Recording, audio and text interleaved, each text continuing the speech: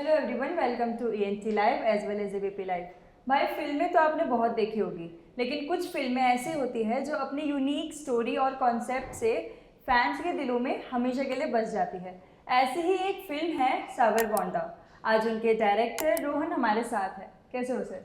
मैं ठीक हूँ। आप कैसे हैं? बढ़िया सर। बस कैसा लग रहा है, मतलब यहाँ पे आके दिल्ली का मौसम थोड़ा सा हल्का हल्का? दिल्ली तो मैं बहुत बार आया हूँ वैसे। जी।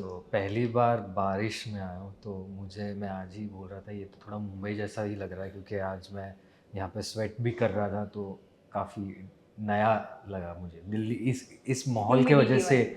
और काफ़ी क्लाउडी भी है आज, मुझे वैसे लगा मुंबई में ही हूँ, क्योंकि कल जैसे मुंबई से निकला तो जो जैसा आसमान और एक वेदर था यहाँ पे भी थोड़ा वैसा ही है, तो थोड़ा अलग लगा इस टाइम।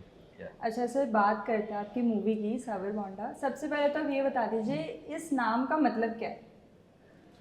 साबर बोंडा एक्चुअली जो कैक्टस के ऊपर फ्रूट आता है, जो जी। नागफनी हम लोग जिसको बोलते हैं, उसके ऊपर जो एक लाल कलर का फ्रूट आता है, वो राइट। फ्रूट को हमारे गांव के साइड पे साबर बोंडा बोलते हैं। तो उसको कैक्टस पेयर्स इंग्लिश में बोला जाता है। और बेसिकली हम सब ने शायद से ड्रैगन फ्रूट खाया ही है, राइट। वो भी उसी फैमिली का पार्ट है, बट डिफरेंट कैक्टस के ऊपर का फ्रूट थोड़ा अलग दिखता है। तो ये जो फ्रूट हम लोगों ने यूज़ किया है वो नागफनी के ऊपर जो आता है वो वाला यूज़ किया है, उसको साबरगोंडा बोलते हैं। सर, जो मतलब मैंने देखी आपकी जो फिल्म है, it was so good personally. Like उसमें हमें थोड़ा सा प्यार भी देखने को मिला है, थोड़ा सा उसमें दुख भी देखने को मिला है, लाइक मिक्स्ड उसमें इमोशंस है। तो जिस तरीके से आपने बताया कि वो कैक्टस, मतलब मुझे समझ नहीं आया कि कैक्टस एक प्लांट का नेम और आपकी मूवी का नेम। तो I really want to know the reason behind that कि उसका नाम वो कैसे पड़ा, क्योंकि कॉन्सेप्ट इज़ रियली डिफरेंट। आ, मतलब अभी वो कॉन्सेप्ट बताने के लिए सब लोग को फिल्म देखना भी ज़रूरी है, बिकॉज वो जब तक देखेंगे नहीं तब तक मतलब ऐसे होगा कि मतलब क्या ऐसे हुआ।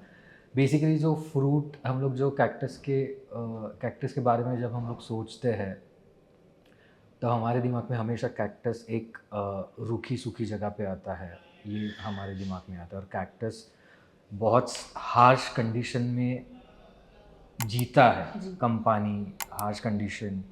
और उसमें भी उसके ऊपर जो फ्रूट आता है वो फ्रूट काफ़ी सॉफ्ट होता है, डेलिकेट होता है, पर उसमें काफ़ी मिठास भी होती है और काफ़ी मेडिसिनल क्वालिटी भी होती है। ये बहुत लोग को पता नहीं है, एक्चुअली वो फ्रूट के बारे में ही पता नहीं है बहुत लोगों को।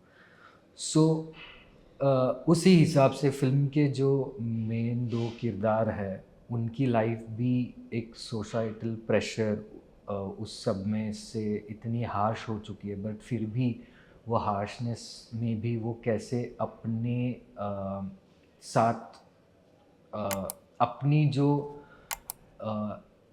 आइडेंटिटी है और उनको जैसे जीना है, उस वो कैसे उस प्रेशर में भी कैसे अ, मतलब वो नेविगेट कैसे करते हैं और राइट। प्रेशर के सामने झुकते नहीं हैं। वो दोनों किरदार जब एक दूसरे के साथ रहते हैं तो तभी जो वार्मथ एक दूसरे के साथ शेयर करते हैं, जो डेलिकेट मोमेंट शेयर करते हैं, मुझे ऐसा लगा कि वो फ्रूट वो ही सिग्निफाई करता है, तो इसके लिए हम लोगों ने वो नाम रखा फिल्म का। सर, आप इंडिपेंडेंट फिल्म मेकर भी हैं, तो मतलब एक as a independent film maker होके खुद की मूवी, पहली ही फीचर डेब्यू मूवी आपकी सनडांस फिल्म फेस्टिवल में गई है, तो हाउ डज दैट फील?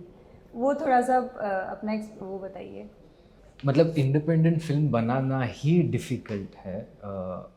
कोई भी फिल्म बनाना डिफ़िकल्ट ही होता है, राइट। बट इंडिपेंडेंट फिल्म बनाना इसके लिए डिफ़िकल्ट है बिकॉज तुमको ज़्यादा सपोर्ट नहीं मिलता वो फिल्म बनाने के लिए। फिल्म बनानी तो होती है, तो जिस तरीके से बनाते हैं बहुत कम रिसोर्स में, वो सब बनाने के बाद अगर तुम्हारी फिल्म बड़े प्लेटफॉर्म, बड़े फेस्टिवल में जब जाती है तो अपने आप उसकी पब्लिसिटी हो जाती है, वो बहुत फ़ायदेमंद होता है। और वो फेस्टिवल में जाने की वजह से दुनिया भर में पता चलता है तुम्हारी फिल्म के बारे में, बिकॉज फिल्म बनाने के बाद उसकी प्रमोशन मार्केटिंग वो सब करने के लिए जो तुमको सपोर्ट चाहिए वो फिल्म बनाने के लिए ही नहीं मिलता, तो वो मिलना तो बहुत दूर की इट्स बात लिटिल होती है। इम्पॉसिबल। तो ये सब होने से वो हो जाता है। ज़्यादातर इंडियंस को सनडांस के बारे में, मतलब रेगुलर इंडियन ऑडियंस को सनडांस के बारे में पता ही नहीं है, उनको सिर्फ कान के बारे में पता है। बट दुनिया के जो 5 बहुत बड़े फेस्टिवल है उसमें कान, वेनिस सबसे पुराना फेस्टिवल है, बर्लिन है और सनडांस है, एंड टोरंटो भी है। सो सनडांस ये यूएस का सबसे बड़ा फिल्म फेस्टिवल है और जो बनाया ही गया था इंडिपेंडेंट फिल्म मेकर्स को सपोर्ट करने के लिए। तो उस फेस्टिवल में जाना बहुत प्रेस्टिजियस भी है, क्योंकि वो फेस्टिवल में से आए हुए बहुत सारे आज फिल्म मेकर्स आज हमको पता है और जो बड़े हो गए, जैसे क्विंटिन टैरेंटिनो है, डैरेन एरोनोफ्स्की है, सॉरी मुझे नाम हमेशा वो सर में मेरे से मिस प्रोनाउंस हो जाता है, वेस एंडरसन है। सो बहुत बहुत हॉलीवुड के जो फिल्म मेकर्स हैं उन्होंने अपनी शुरुआत सनडांस से की हुई है। क्रिस्टोफर नोलन है। सो इंडिपेंडेंट फिल्म सपोर्ट करने के लिए वो फिल्म फेस्टिवल चालू हुआ था, एंड उस फेस्टिवल में जाना बहुत डिफ़िकल्ट है, बिकॉज़ ये साल पूरी दुनिया भर से 17,000 फिल्म गई थी। उसमें से हमारी फ़िल्म सिलेक्ट होना वहाँ पे वही बहुत बड़ी चीज़ है, और वो भी कंपटीशन सेक्शन में सिलेक्ट होना, जहाँ पे वो सिर्फ 10 फिल्में फ़िक्शन फीचर फिल्म सिलेक्ट करते हैं, उसमें सिलेक्ट होना बहुत बड़ी बात है। और उसके बाद फिर वो जीतना, जो हमको पता नहीं था वो होगा, पर वो जब हुआ तभी मतलब मुझे तो बिलीव नहीं हो रहा था कि ये हुआ है। क्योंकि जब मैं अवार्ड लेने गया स्टेज पे, मैं अंदर से इतना काँप रहा था वो सुन के ही कि अवार्ड मिला है। और बहुत अमेजिंग वो फीलिंग था, बिकॉज हर एक किसी का सपना होता ही है, Right. आप वहाँ पे जाओ तो कुछ एक रिकग्निशन मिला, और वो रिकग्निशन मिलना इसके लिए इम्पोर्टेंट होता है कि फ़िल्म की आगे की जर्नी के लिए वो बहुत हेल्प होता है। जैसे हमारे लिए जो हुआ है, वो अवार्ड मिलने के बाद इतने सारी फेस्टिवल्स में दुनिया में फ़िल्म गई है। हमें अभी यूएस में, यूरोप में और अभी इंडिया में भी डिस्ट्रीब्यूशन मिल रहा है, फ़िल्म इंडिया में भी रिलीज़ हो रही है। सो ये सब उसके वजह से हुआ है, जिसके लिए मैं बहुत खुश हूँ। और होपफुली ये सब चीज़ों के वजह से आगे की कोई फ़िल्म बनाना भी थोड़ा सा आसान हो जाए पहले से। तो वो सब चीज़ें हुई है इसके वजह से, इसके लिए मैं बहुत खुश हूँ। तो सर जो आपने बताया, तो क्या उस अवार्ड की वजह से आपकी जर्नी थोड़ी सी स्लाइड चेंज आई है आपकी जर्नी में, like was that award was helpful? Helpful of course, क्योंकि वो अवार्ड की वजह से पूरी दुनिया की नज़र उस फ़िल्म पे पड़ फिल्म पे गई। पड़े, राइट। मतलब हम मुझे अभी भी तब से, मतलब जब से सनडांस का अवार्ड हुआ तब से मुझे अभी तक मैसेजेस आ रहे हैं, कभी देखने मिलेगी। और सिर्फ इंडिया से नहीं, काफ़ी जगह से मुझे मैसेज आते हैं। इवन जो लोग फ़िल्म्स देखते हैं फेस्टिवल में, जिन्होंने देखी है, जैसे अभी आई थिंक एक 2 हफ्ते पहले न्यूज़ीलैंड में फ़िल्म स्क्रीन हुई। वहाँ के इतने ऑडियंस ने मुझे इंस्टाग्राम पे मैसेज किया कि उनको कितनी अच्छी लगी। और उसमें से एक जो ऑडियंस मेंबर है जो महाराष्ट्रियन है, वो वहाँ पे रहती है, और उसने जब फ़िल्म देखी तो उसने मेरे वेबसाइट से जाके मेरा ईमेल आईडी ढूँढा और उसने हाथ से एक लेटर लिखा और वो स्कैन करके उसने मुझे भेजा। वाओ। तो ये सब चीज़ें कि वो अवार्ड की वजह से तुम दुनिया के कोने-कोने में पहुँच जाते हो, तुम्हारी फ़िल्म पहुँच जाती है और लोग देखते हैं, और वही चाहिए होता है, राइट? एक फ़िल्म बनाने के बाद तुमको वही चाहिए होता है कि जितना ज़्यादा हो सके उतना ज़्यादा लोगों ने फ़िल्म देखना, वही एक फ़िल्म मेकर को चाहिए होता है, और इसके वजह से वो हुआ है।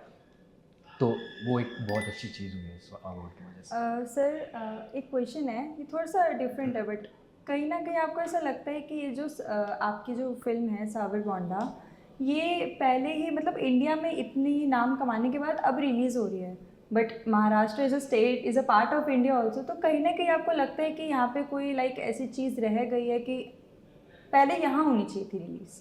नो, क्योंकि वर्ल्ड प्रीमियर करना उस अपने आप में एक बड़ी चीज़ होती है। मतलब एक बड़े फेस्टिवल में वर्ल्ड प्रीमियर करना, और दुनिया के बड़े फेस्टिवल सब बाहर ही है, और वहाँ पे सिलेक्ट होना ही बहुत बड़ी चीज़ होती है। तो और मेरा ये कभी भी नहीं था कि मैं मराठी फिल्म बना रहा हूँ तो मुझे सिर्फ महाराष्ट्र में रिलीज़ करने और हो गया, वो मेरा गोल कभी नहीं था। मैं सिर्फ मराठी ऑडियंस के लिए फ़िल्म नहीं बनाता हूँ, मुझे फ़िल्म बनानी है कि पूरी दुनिया में वो लोग देख सकें। राइट। सो मेरा वो गोल होता है। तो वो गोल के हिसाब से if you want to reach the bigger audience, that was the platform जिसके वजह से हम लोग दुनिया भर में अभी जा पा रहे हैं। और दूसरी बात यह है कि और संडांस जैसा प्लेटफॉर्म इतना बड़ा है, मतलब जैसे कान, वेनिस, संडांस, ये सब Right. प्लेटफॉर्म ही इतने बड़े हैं कि वहाँ पे सिलेक्ट होना ही इतनी बड़ी बात है। और जब मैं ये बोलता हूँ कि वहाँ तक मराठी फिल्म गई है तो वो अपने आप में ही बहुत प्राइड की चीज़ है, राइट? तो वो बहुत इम्पोर्टेंट है कि अपनी फिल्में सिर्फ इधर ही ना रह के पूरी दुनिया तक कैसे पहुँचे। आज हम लोग कोरियन फिल्म देखते हैं, तो Right. वो यहाँ पे होती है। वो फिल्में भी जैसे अभी पैरासाइट, वो तो कान में प्रीमियर हुआ था ना, उन्होंने Right. ऐसा नहीं सोचा ना मैंने कोरियन फिल्म में कोरिया में ये दिखा दूंगा। तो काम तुम्हारा जितना ज़्यादा लोगों तक पहुँच सकता है वो हमेशा that's the main motive. Motive होता है। और ये प्लेटफॉर्म्स की वजह से वो जाता है और वो गया, इस संडांस की वजह से गया भी यार। आज सब लोग बोले कि मराठी फिल्म वहाँ तक पहुँची है, और जिसकी वजह से महाराष्ट्रियन ऑडियंस को भी प्राउड फील हो रहा है ना कि अपनी मराठी फिल्म वहाँ तक पहुँची है। तो वो चीज़ होती है। नहीं तो फिर बहुत सारे फिल्म मेकर्स है वो जो बनाते हैं उधर उधर रिलीज़ करके हो गया। मतलब यूट्यूब पे भी रिलीज़ करने वाले लोग यार, वो प्रॉब्लम में भी अभी हो गया। मुझे बहुत सारे मैसेजेस आते हैं, सर यूट्यूब पे कभी आएगा, तो मुझे बोलना पड़ता है उनके, बाबा ये थिएटर के लिए बनाई हुई फिल्म है, तो प्लीज़ जब रिलीज़ होगी तो थिएटर में जाके एक्सपीरियंस करो। और ये एक प्राइड की चीज़ भी है। सो मेरा तो वही गोल था कि मेरा काम मुझे पूरी दुनिया में लेके जाना है।